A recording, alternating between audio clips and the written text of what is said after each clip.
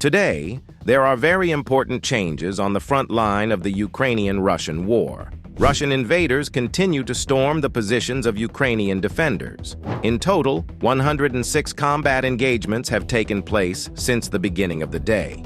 The situation remains tense at the Pokrovske and Kurakhove directions. The aggressor continues to use artillery and aviation in Chernihiv, Sumy and Kharkiv regions. Today, artillery and mortar shelling hit the towns of Bachivsk, Bila Bereza, Bobylivka, Sydorivka, Vilna Sloboda and Obody. In addition, the Russians launched airstrikes with guided aerial bombs on Atynske, Bilany, Khrapivshchyna and Kozachne. 2 firefights took place in the Kharkiv sector. The enemy stormed the defensive lines of Ukrainian units near Vovchansk. In the Kupyansk sector, 18 combat engagements took place since the beginning of the day.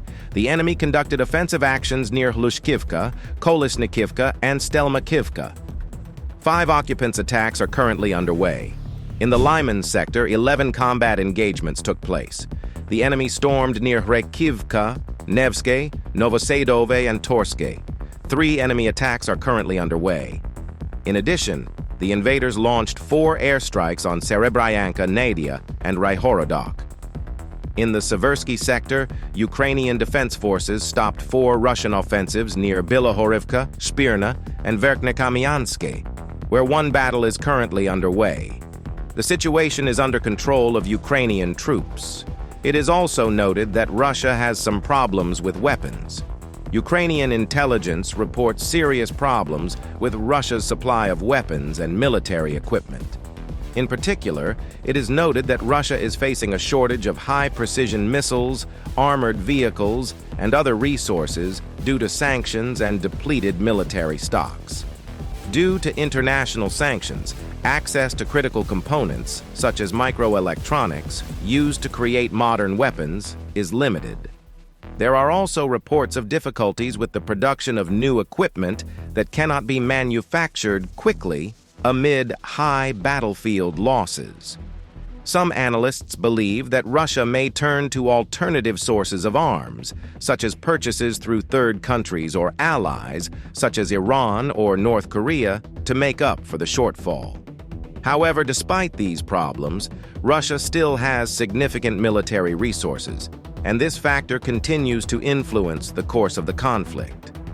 8 firefights took place in the Kramatorsk sector. Militants tried to storm Ukrainian positions near Minkivka, Sydorivka, and Bila Bereza. 2 attacks are still ongoing. In the Toretsk sector, Russians tried to force our units out of their positions near Toretsk, Chernihiv, and Leonidivka. 3 combat engagements are over, 4 are ongoing. Moreover, the aggressor's aviation dropped guided aerial bombs near Bobylivka and Petrivka and launched 14 unguided aerial missiles at Druzhba. In the Pokrovsk sector, Russian troops carried out 26 assault actions in the areas of Zelene Pole, Mykolaiivka, Lysivka, Krutyi Yar, Novohrodivka, Selidov, and Marynivka. The Ukrainian defense forces are holding back the onslaught of Russian troops and repelled 24 attacks. 2 battles are ongoing. Enemy losses in this area are very high.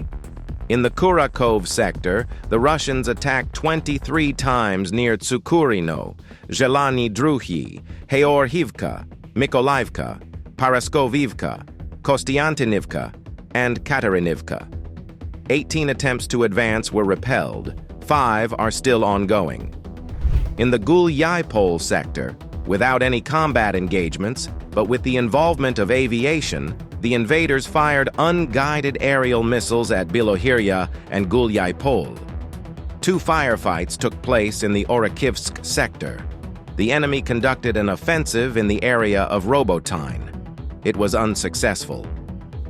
In the Pridniprovsky sector, the enemy launched an airstrike on Kozachne using 10 unguided missiles. On the border with Sumy and Chernihiv regions, the enemy is actively using guided aerial bombs and attack UAVs in the vicinity of Ukrainian settlements and conducting artillery shelling from the territory of the Russian Federation. Russian unexploded ordnance is also exploding in the Kursk region of the Russian Federation, where Russian citizens live, and our troops are still conducting operations there. According to the available information, the enemy conducted 17 airstrikes over the last day using 28 guided aerial bombs. Ukrainian soldiers are actively inflicting significant losses in manpower and equipment on the occupiers. They are depleting the enemy's combat potential along the entire front line and in the rear.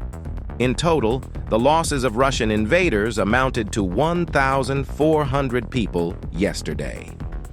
Ukrainian soldiers also neutralized 10 tanks, 44 armored combat vehicles, 71 artillery systems, 7 air defense systems, 67 operational and tactical UAVs, 4 cruise missiles, 105 vehicles, and 22 units of special equipment of the occupiers.